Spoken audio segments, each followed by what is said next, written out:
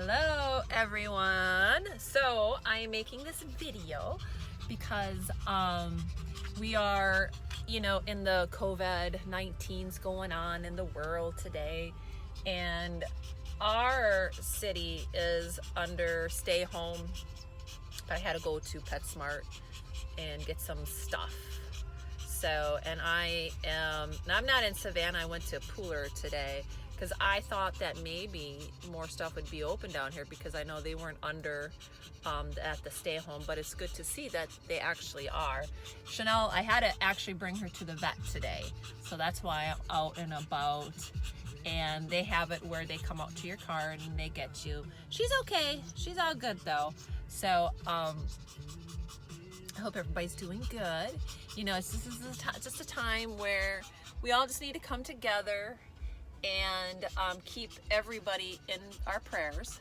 The people that this has affected their lives, which is the majority who has been affected by this has been the elderly.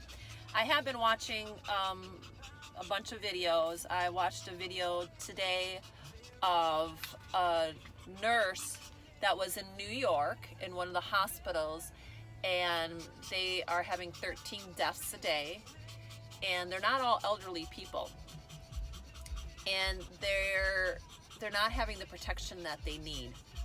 They're wearing their N95 masks all day, and they're really upset because the president keeps saying that they have plenty of stuff that is sent to them.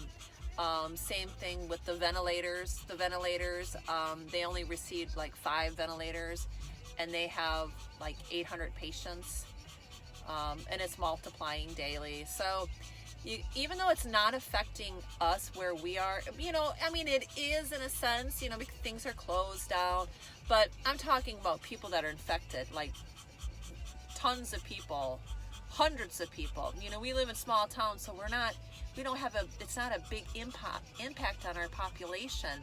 Whereas in New York City, it is, because there's millions of people. So, and then I watched another video where staff is getting sick. They just had at one of the hospitals in, where was it? I don't remember, New Jersey or something like that.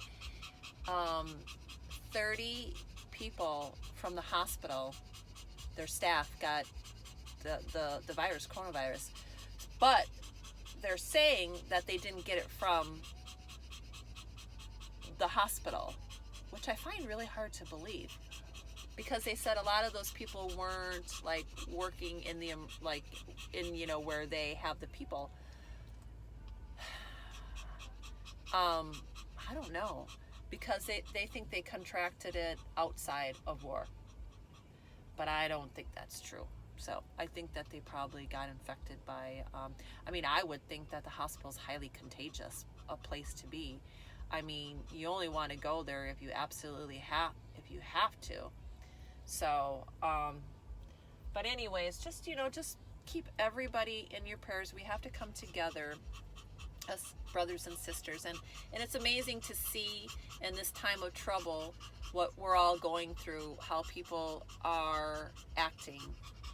Some people are panicking and they're hoarding all the food, all the meat, all the cheese, all the canned goods. Those poor people that have kids, they can't get any baby formula or diapers because people are panicking. This is ridiculous. There's no need to panic. There's plenty of, the truck drivers, they'll deliver stuff every, like Kroger's, they get like tons of deliveries a day. I don't know, one day, we get frozen's like 3 times a week, and then you get your regular grocery truck that comes in every day. So, it's just crazy how people just don't trust. They have no faith in God and just the system. And that's how God is going to just think about it. That's how I give people examples about Christ and the coronavirus. So God says to follow him and trust him and have no fear and trust him, right? So in the end time, when the time of trouble comes, which, you know, I'm not saying this is the end. I'm just saying this, we're put in a situation which is a really good test for Christians, people that even love God.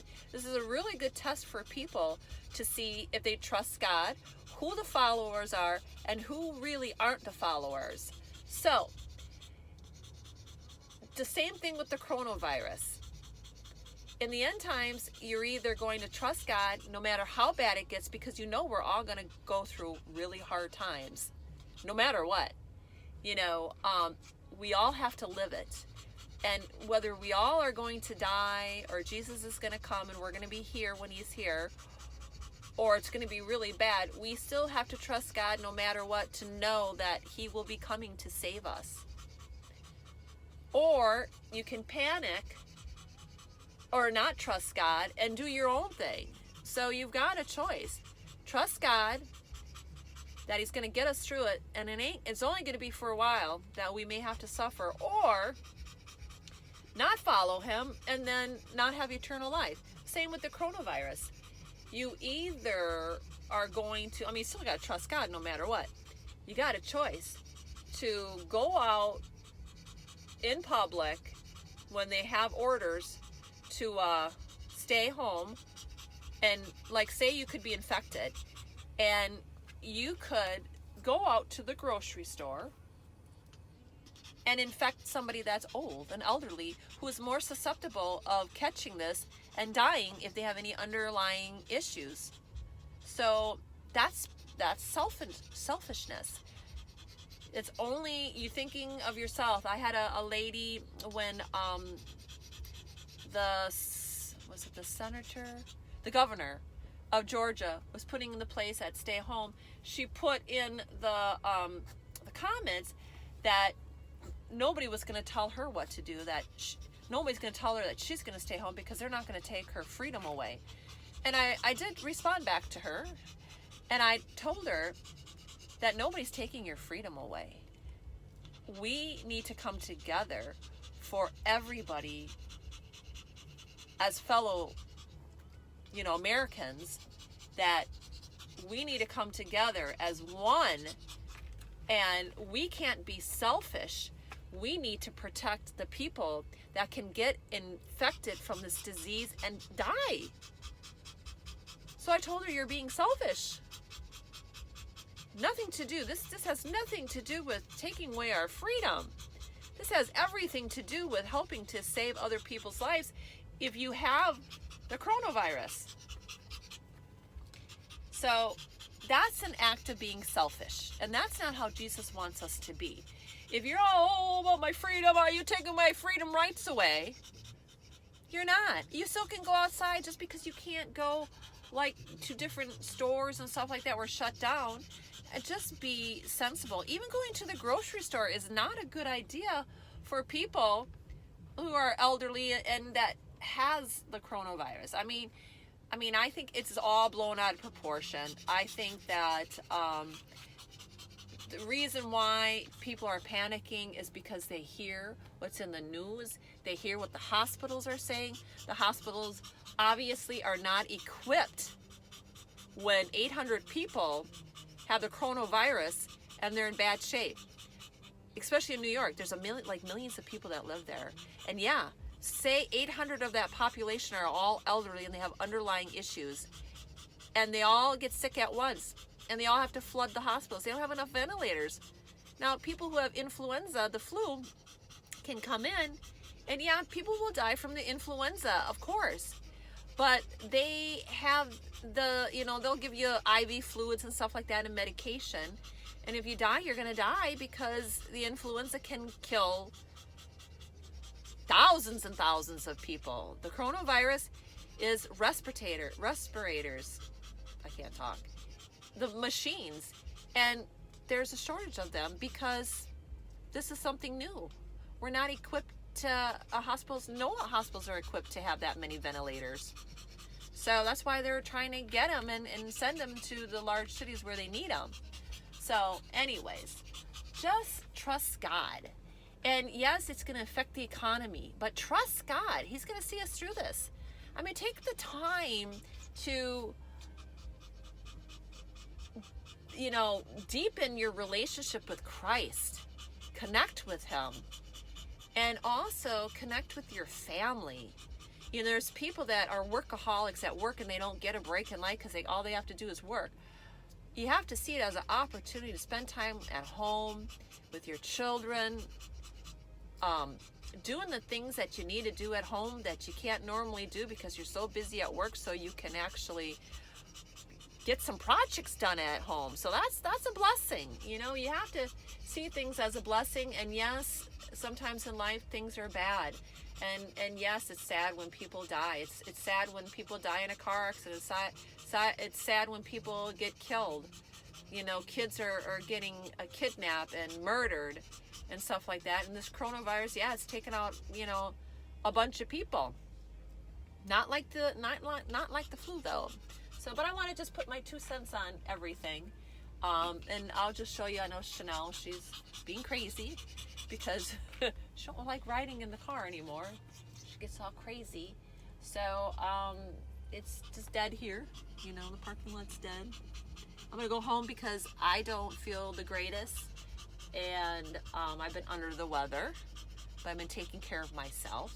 So all right, God bless everybody. I miss you and I love you all. And I do have a bunch of videos that I made a while ago, you know, like on what's going on with me with my neck and my foot.